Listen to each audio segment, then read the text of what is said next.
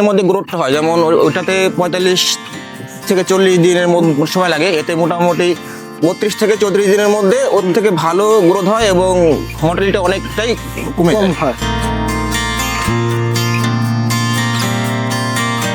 Share আমার 1.5 এরকমই আছে। 1.5 কেজি খাবার খেয়ে 1 কেজি ওয়েট গেইন করছে।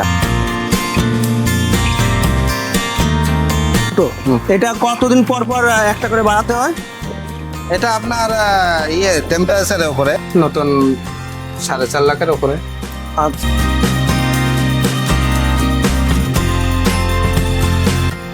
7 থেকে 8 লাখ টাকার মধ্যে 7 থেকে 8 লাখ টাকা হলে হ্যাঁ, কত ক্যাপাসিটির হবে? ওটা 3000। 3000 ক্যাপাসিটির হয়ে যাবে।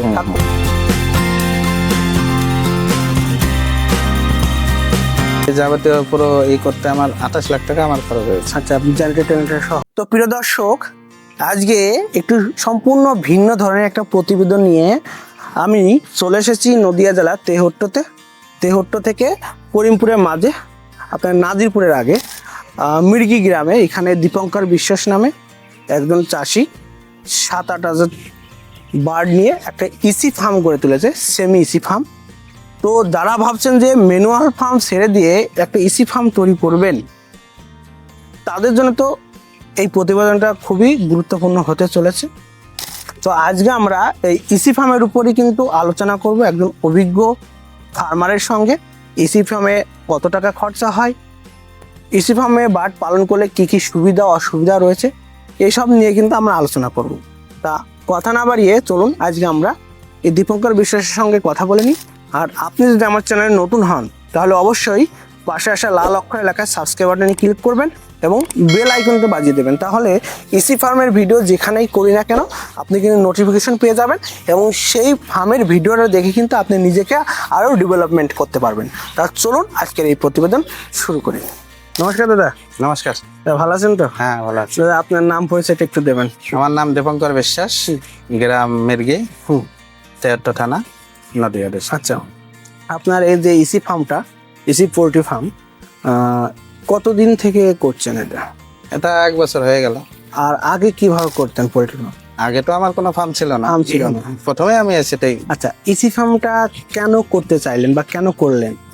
এসি ফার্ম দেখলাম যে আগে যেরকম খোলা ফার্মে যেরকম হতো, তাতে অনেক মর্টালিটি, অনেক সমস্যা, কিডনির প্রবলেম এই সমস্ত জিনিস খুব হতো, দেখতাম শুনতাম। আর দেখলাম যে যদি ফার্ম করি তাহলে এসি ফার্মের দিকে যাওয়াই ঠিক আছে। আর যত দিন যাচ্ছে তত টেম্পারেচার বেড়ে যাচ্ছে, আর তার জন্য এসি ফার্মের দিকে যাই। আচ্ছা, আপনার এখন কত ক্যাপাসিটি রয়েছে? আমার ফার্ম আছে 7200 স্কোয়ার ফিট, আর বাচ্চা আছে 8.5। আচ্ছা, নিয়মিত এরকম একটা ঘর করতে কি পরিমাণ টাকা খরচা হয়েছে? এটা আমার দেখেন, আমার এই যাবতীয় পুরো করতে আমার 28 লাখ টাকা আমার খরচ হয়েছে। আচ্ছা, আপনি জেনারেটর সহ? হ্যাঁ। আচ্ছা, ঠিক আছে, এবার আমরা একটু ফার্মের ভিতর যাবো। হ্যাঁ, চলো। তার আগে দেখি যে এই সামনে দেখুন বায়োসিকিউরিটির জন্য এই চুনটা ছিটিয়ে রেখেছে, আর দেওয়াল দিয়ে সম্পূর্ণটাই কিন্তু চুন চুন আর bleaching আছে। চুন আর ব্লিচিং মিশিয়ে না? হ্যাঁ। এই দেখুন এই সেই ফার্মটা, মানে বাইরে প্রচুর টেম্পারেচার। আজকে হচ্ছে আমরা আছি 18 মার্চ। বাইরে কি পরিমাণ হিট হতে পারে ভাবতেই পারছেন। আর সেখানে দাঁড়িয়ে দেন বাইরে মনে হয় 32 এরকম টেম্পারেচার 32-33 আছে না হ্যাঁ বাইরে? হ্যাঁ। আর ঘরের মধ্যে কমন আছে? ঘরের মধ্যে এখন দেখতে হবে, ঘরের মধ্যে 30 এর নিচে আছে। 32-এর বেশি আছে, বেশি হবে, কিন্তু ঘরের মধ্যে হয়তো 27 এরকম, 27-28 আছে, তাই তো? আইডিয়া মানে যেটা নেই ওইদিকে গেলে দেখা যাবে। আচ্ছা আচ্ছা, বলছি দাদা যে এই যে ঘরের মধ্যে আসলাম খুব ঠান্ডা, এটা কিভাবে আসছে? কোনো কুলার সিস্টেম আছে নাকি? হ্যাঁ, এটা আছে আপনার কুলিং প্যাড। হ্যাঁ হ্যাঁ, এই কুলিং প্যাডে জল পড়ছে, হ্যাঁ। এটা ভিজছে, জল পড়ছে, হ্যাঁ। আর ওইখান থেকে ঠান্ডা হাওয়াটা টানছে ওই অ্যাডজাস্ট এক্সস্ট ফ্যানটা, তাই তো? ওই ওখানে দুটো এক্সস্ট ফ্যান এখান চালু থেকে আছে। টেনে নিয়ে যাচ্ছে, এই হাওয়াটা ঠান্ডা হাওয়াটা ওইদিকে করছে, ওদিকে নিয়ে যাচ্ছে, তার জন্য এতটা ঠান্ডা। আচ্ছা, আমরা তো দেখছো এই জলের যে ফোয়ারাটা নামছে এর সামনে আছে বলে ঠান্ডাটা লাগছে। হ্যাঁ ঠান্ডা হাওয়াটা পাচ্ছি। তাহলে যারা ওই দূরে থাকবে তারা কি সেম পাবে? হ্যাঁ সেম পাবে। ওই যে এইগুলো আছে, এই সাদা তিরপল গুলো, এগুলো নামিয়ে দিলে হাওয়াটা একবারে নিচ দিয়ে মানে এই করে মুরগি বাচ্চার বাদের গা হয়ে বেরিয়ে যাবে। আচ্ছা আচ্ছা আচ্ছা, বাদের গা হয়ে বেরিয়ে যাবে, তাই তো? আচ্ছা, জি এই আপনি এই ঘরটার লম্বা কতটা আছে? এটা লম্বা 160 ফুট, 160 ফুট। আচ্ছা, আর চওড়ায়? চওড়ায় আছে 45 ফুট। আচ্ছা, এবার আমরা একটু ঘরটা করা দেখবো। যে উপরে যে লেয়ার গুলো দিয়েছেন, কিসের কিসের লেয়ার দিয়েছেন এগুলো? এটা শুধু তিরপল আছে, এটা একটা ত্রিপল আছে, হ্যাঁ। আর উপরে টিন। উপরে টেন। আচ্ছা, আর এই সাইডের লেয়ারটা? এটা ওই তিরপল আছে, সাইডে এক্সট্রা একটা তিরপল কালো করে তিরপল দিলে, আছে। কালো মানে তিরপল ওটা shape রাখা আছে। সেভ রাখা যায়। মানে টিউবওয়েল কেন ব্যবহার করছেন? তো আপনি এটা ইনসুলেশন, সিলিংটা ইনসুলেশন সিট হলে ভালো হয়, হ্যাঁ হ্যাঁ, কিন্তু মানে একবারে তো অত হয় না। এই একবারে 28 লাখ টাকা মানে খরচ করা খুবই আমি কোনো কোম্পানির সাহায্য নিইনি, আমার যা সেটা নিজে নিজে করে, যার জন্য ইনসুলেশন সিটের মধ্যে যেতে পারেনি। আচ্ছা আচ্ছা। আর সাইডে এটা ওয়াল গেটে দিলে ভালো হতো, কিন্তু তখন তো মানে পয়সার দিকে সব দিকে একটা আছে, তার জন্য হয়নি। আচ্ছা, তা এইটা কি সেমি এসি ফার্ম না ফুল এসি? এটা সেমি এসে। Semi AC. আচ্ছা, সেমি এসি ফার্ম আর ফুল এসি ফার্মের মধ্যে পার্থক্যটা কি? ফুল এসির মধ্যে আপনার ফুল গাঁথনি থাকবে, কোনো এমনি তিরপল ফিরপল কোনো হবে না, হ্যাঁ হ্যাঁ শুধু উপরে থাকবে সিলিং ইনসুলেশন সিট, হ্যাঁ আর সাইডে মানে গাঁথা। হ্যাঁ। এবার কোনো হাওয়া লিকেজ করবে না। আচ্ছা আচ্ছা আচ্ছা, বুঝতে পারছি। এটাই যেমন নাকি কম বেশি এদিক ওদিক দিয়ে যতই করি না কেন হাওয়া কম বেশি একটু লিকেজ করবে, আর ওটা হাওয়া লিকেজেরই থাকবে না। আচ্ছা আচ্ছা, বলছি যে আপনি যে বার্ড গুলো আছে, বছরে কটা করে লট তুলতে পারছেন? এক বছরে গেল আবার মার্চ মাস থেকে আমি শুরু করেছি। মার্চ মাসের কয় তারিখ আমার ভালো খেয়াল নেই, খাতায় লেখা আছে। আজকে আর মার্চ মাসের আজকে 18 তারিখ। আজকে মার্চ মাসে 18 সরি ধরুন, তাতে 6টা লট পার হয়ে 7 লটে রানিং। 7 লটে আজকে বাচ্চার বয়স আছে 11 দিন। 11 দিন। আচ্ছা, আপনার এই ইসি ফার্মে ফুল ইসি হোক বা সেমি ইসি হোক, এর চেয়ে যে আমরা সচরাচর ম্যানুয়াল পদ্ধতিতে যারা বার্ড পালন করছে বা এই পোলট্রি ফার্ম করছে, মর্টালিটি হার কাদের বেশি? মর্টালিটি খোলা ফার্মে মর্টালিটি বেশি। কত পার্সেন্ট খোলা ফার্মে আসে প্রায়? খোলা ফার্মে ধরেন এই এখনো তো এই কেবল সিট গেল, এই সামনের লট থেকে শুরু হবে। কোনো কোনো ফার্মে 25-30। আচ্ছা আচ্ছা একবার ফুল মর্টালিটিও হয়ে যায়। আচ্ছা আচ্ছা। আর আপনার ইসি ফার্মে? এসি ফার্মে মর্টালিটি কম, তাও এসি ফার্মে আপনার এই আমার 5% পর্যন্ত হয়েছে। 5% পর্যন্ত আছে? আচ্ছা আচ্ছা আচ্ছা, বুঝতে পারছি। মোটামুটি 5, 7, 3 এরকম, 3 তো হয় না, 3.5। আচ্ছা, গরমের সময় আপনি এই ভ্যাপোরেশনটা টেনে ঠান্ডা রাখছে ঘরটা, তাহলে গরমের সময় ঠান্ডার সময় কি করছে? ঠান্ডার সময় এই কুলিং প্যাড গুলোকে এই করে দেয়। যখন বাচ্চা ঢোকে প্রথম দিন তো 35 ডিগ্রি টেম্পারেচার দরকার, আর ঘরে এমনি গ্যাস ভোডার এগুলো আছে। আপনার কয়লা দিয়ে আঁচ বানানো মানে ই করা আছে, টিন দিয়ে আঁচ বানানো, ওইগুলো এই করে দেয় মাঝে মাঝে বসে? হ্যাঁ, মাঝে মাঝে বসে ওটা টেম্পারেচার মেনটেন করে দেয়। আচ্ছা আচ্ছা, মাঝে টেম্পারেচার এবং পাখাও চালাতে হয় আপনার ভেন্টিলেশনের জন্য, ভেন্টিলেশনের জন্য, তাই তো? যাতে গরম হাওয়াটা বেরিয়ে যায়। ভিতরে একটা অ্যামোনিয়া গ্যাস হয়ে যায়, হ্যাঁ। ওগুলো বাচ্চা থাকা মানে তো একটা অ্যামোনিয়া তৈরি হয়। হতে পারে একদম। ওই এটা টাইমিং করা থাকে, যেমন আমি হয়তো 10 মিনিট বন্ধ রেখে 2 মিনিট চালালাম, আচ্ছা আচ্ছা। আপনার ওই এটা বেরিয়ে গেল। এইটা হচ্ছে আমি দেখতে পাচ্ছি কিছু আপনি ওয়াটার নিপল সিস্টেম রেখেছেন, এইগুলো, আর কিছু জলের হ্যাঁ, এই বুড়ার বলে না, জলে এটা চিপ ডিঙ্কার বলে, চিপ ড্রিঙ্কার বলে, আর এইগুলোকে? এটা টার্গোফিটার। আচ্ছা, তাহলে আপনি এইগুলো কতগুলো দিয়েছেন টোটাল আপনি এই ঘরে? এইগুলো আছে টার্গোফিটার আছে 200 পিসের মতন, আর চিপ ডিঙ্কার আছে 170 পিসের মতন। আচ্ছা, আর এইগুলো? এগুলো নিপিল ডিঙ্কার। হ্যাঁ, নিপিল ড্রিঙ্কার।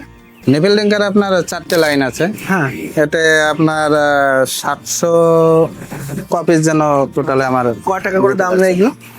ওগুলোর দাম পড়েছিল তখন, এই শুধু নিপিলগুলোর দাম পড়েছিল বোধ হয় 20 টাকা এরকম। 20 টাকা করে। আচ্ছা আচ্ছা, কোথা থেকে এনেছিলেন এগুলো? এটা পাঞ্জাব থেকে। পাঞ্জাব থেকে এনেছিলেন? আর সব আমার যা আছে সবই বাইরের, শুধু শিপ ডিঙ্কারটা আর টার্গোভেটারটা এটাই কলকাতা থেকে নেওয়া। এটার প্রোডাক্ট ভালো না, যার জন্য এখান থেকে আমি এই করিনি। আচ্ছা, বলছি যে দাদা এফসিআরটা কেমন থাকে?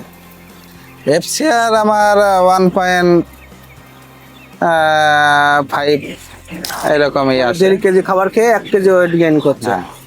আর সিএফসিআর আমাদের এই আইবি কোম্পানি করছি, এফসিআর থেকে আবার একটা সিএফসিআর বের করে। হ্যাঁ। গেল লটে আমার সিএফসিআর ছিল 1.4 এরকম ছিল। পয়েন্ট কিছু ছিল আর কি। আচ্ছা আচ্ছা। তো বলছি দাদা, একটা লট ওঠার পরে আপনারা ঘরটাকে কিভাবে শোধন করেন? একটা লট যখন ওঠার পরে লেটার গুলো সব বাইরে ফেলে দিই, ঘর ঝাড় দিয়ে সব পরিষ্কার করে গুছিয়ে নিই। গুছিয়ে নিয়ে আপনার ওই আছে ওই মাটি পুরানোর কিনে নিয়েছি কোম্পানি থেকে আসতো আগে। ও কোম্পানি ভরসা করি না, যেটা নিজে কিনে নিয়েছি। যার জন্য আমার যখন খুশি কোম্পানি যখন কোন দিন আসবে ঠিক নেই। এবার আমার তখন হয়তো কোনো টাইম পেলাম না, আমার কোনো একটা ব্যস্ত রইলাম, তার জন্য আমি নিজে কিনে নিয়েছি। আমার নিজের মন মতো আমি নিজে ফিরিয়ে নিই। আচ্ছা। তারপরে মাটি পুরানো হয়ে গেলে ঘর চুন করা হয়ে গেলে ফরমালিন দিয়ে স্প্রে করা, আরো সব মেডিসিন আছে, এগুলো স্প্রে করে তারপরে হচ্ছে। আচ্ছা। বলছি দাদা যে এখন আপনি যে বুডিংটা কতদিনে বুডিং কমপ্লিট হচ্ছে? বোর্ডিং এ আপনার প্রথমে 2 দিন থাকে আমার পেপারের উপরে। পেপার থেকে এই করার পরে তারপরে 1 দিন রাখি। দ্বিতীয় দিন জায়গা 20 ফুট বাড়িয়ে নিই, মানে যা আছে আমি ওইখান থেকে 20 ফুট এই করে নিলাম। আবার 2 দিন পরে আবার 20 ফুট বাড়িয়ে নিই। প্রথমে ছিল আমার 50 ফুট এরিয়ার মধ্যে, এখন আমার এরিয়া হয়ে গেছে 130 ফুট। 123 মিনিট। 130। আচ্ছা আচ্ছা দাদা, এবার আমরা একটু এইদিকে দেখবো যে আপনার যে মোটরটা, এইটা কি, এটা যে খাওয়ার জল না? হ্যাঁ, খাওয়ারের মধ্যে কোনো মেডিসিন মিশিয়েছেন? এটার মধ্যে আজকে আছে টুটে ভিনেগারের ডোজ করছে। আচ্ছা, কেন ভিনেগার ব্যবহার হয় কেন? ইকোলাইয়ের জন্য। ইকোলাইয়ের জন্য, তাই তো? আচ্ছা, আমি দেখতে পাচ্ছি সবগুলোই কি যে ভ্যাপোরেশনটা আসছে এটা কি সবগুলোই খোলা আছে না? হ্যাঁ, সবগুলো খোলা আছে। আচ্ছা, আমরা একটু বাইরের সাইডে দেখবো এটা কিভাবে জল আসছে। এই একটা মোটরে জলটা, একটা মোটর না, দুটো মোটরই আছে। দুটো মোটর আছে, 3টে মোটর আছে টোটাল এখানে দেখছি। একটা খাবার জল তোলার জন্য আর দুটো কুলিং প্যাড লাগানোর জন্য। এই যে জলটা নিচেই পড়ছে সেটা আবার আলাদা গিয়ে বাইরে পড়ছে, তাই তো? ওইটা একটা চলুন না আমরা একটু চেম্বার আছে বাইরে, চেম্বারের মধ্যে চলে যাচ্ছে।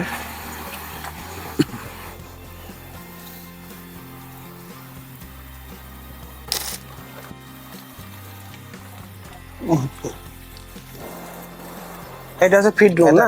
Fit room.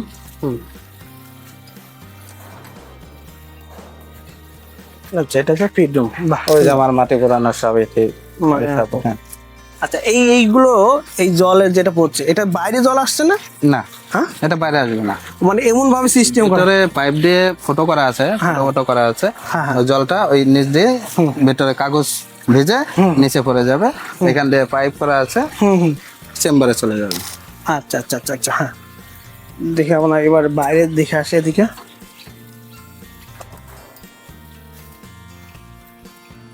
মোটামুটি আপনার একটা লড় উঠতে কতদিন লাগে এখন?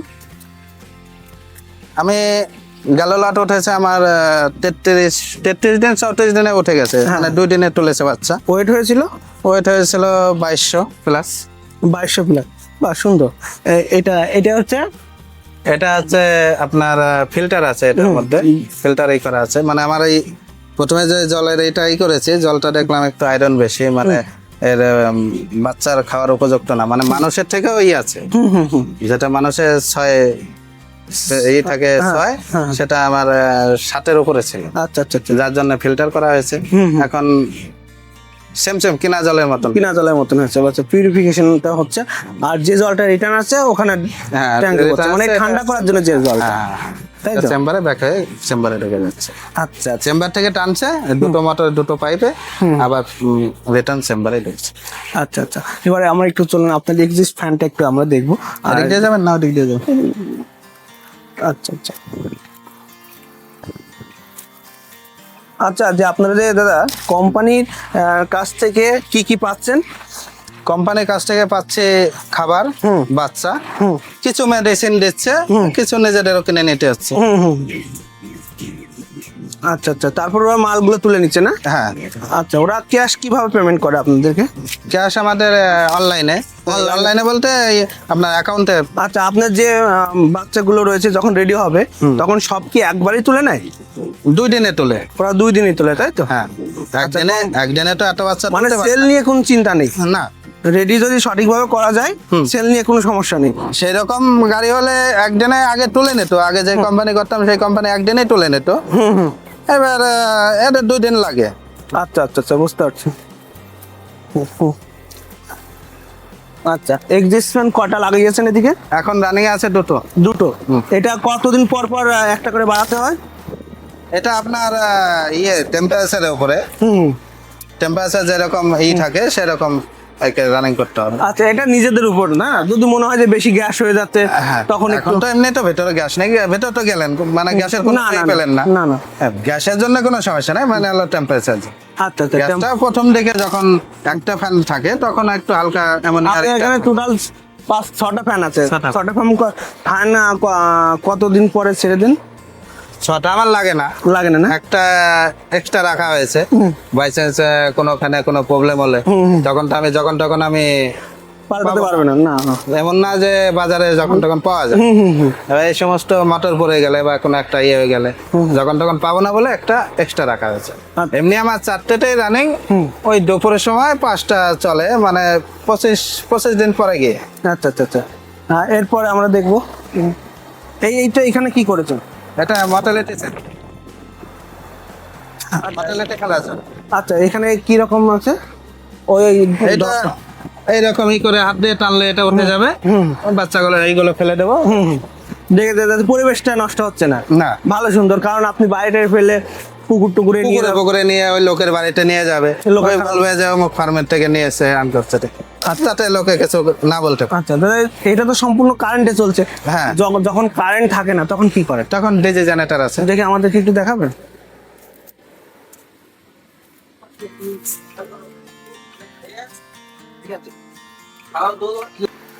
এটা কারেন্ট চলে গেলে ডিজে জেনারেটর আছে। এটা চলে না? মোটামুটি 1 ঘন্টায় কত লিটার তেল খায়? 2.5 লিটার। 2.5 লিটার তেল। কত কিলোর এটা? এটা 25 কেবি। এরকম কেমন দাম নিয়েছে বারোটাকে? এটা সেকেন্ড হ্যান্ড নেওয়া ছিল, নতুন 4.5 লাখের উপরে। আচ্ছা, মানে আপনার ঘরের উপর ডিপেন্ড করছে যে কত কিলো জেনারেটর লাগবে, তাই তো? তো প্রিয় দর্শক, আমরা আরেকজনের সঙ্গে পরিচয় করে দেবো যে কিন্তু এরকম ঘর তৈরি করে, এরকম ইসি ফার্ম তৈরি করে। দাদার কাছ থেকে আমরা আর কিছু ইনফরমেশন নেবো। দাদা চলুন ফার্মের সামনে যাই। দাদা নমস্কার। নমস্কার দাদা, আপনার নামটা? আমার নাম প্রকাশ মন্ডল। হ্যাঁ, আমার বাড়ি মিরিগি। তেহট্ট, তাই? হ্যাঁ, তেহট্ট। আচ্ছা, বলছি যে ইসি ফার্মটা, এই ফার্মটা তো আপনি তৈরি করেছেন? হ্যাঁ, আমি তৈরি করেছি। আচ্ছা, অনেকেই দেখা যাচ্ছে ইসি ফার্ম তৈরি করতে চাচ্ছে, ভালো মিস্ত্রি পাচ্ছে না, সেক্ষেত্রে আপনি কি উপকার করতে পারবেন? হ্যাঁ, তাদের মানে সে যদি কোনো গাইড চায়, গাইডলাইন চায়, মানে সেভাবে আমি গাইড করতে পারি তাকে। আর কোনো ক্ষেত্রে অনেকে আছে যে এই মালগুলো কোথা থেকে আনবে, কি করে আনবে, সে মানে যার সঠিক জায়গা খুঁজে পায় না, সেক্ষেত্রে আমরা তাদের করে দিই। আর সে যদি সাহস করে মানে সে যদি না পারে, সেক্ষেত্রে আমরা তাদের মালটা আনিয়ে দিই সঠিক জায়গা থেকে, একদম সঠিক মূল্যে। আচ্ছা আচ্ছা, ঠিক আছে। তো প্রিয় দর্শক, দাদার ফোন নাম্বারটা আমরা ডেসক্রিপশন বক্সে দিয়ে দেবো। যদি মনে করেন এরকম অ্যাডভাইস দরকার হয়, তাহলে কিন্তু আপনার ডেসক্রিপশনে গিয়ে আপনার দাদার সাথে কিন্তু কন্ট্যাক্ট করতে পারেন। আর আমি কিছু ইম্পর্টেন্ট দাদার কাছে চাইবো, যেগুলো দাদা হয়তো আমাদেরকে দেবে। তো বলছি যে দাদা, আপনি তো এরকম বিভিন্ন জায়গায় ঘর, অনেক জায়গায় ফার্ম তৈরি করে দিই সেরকম। মানে লোকে ইসি ফার্ম কেন করছে?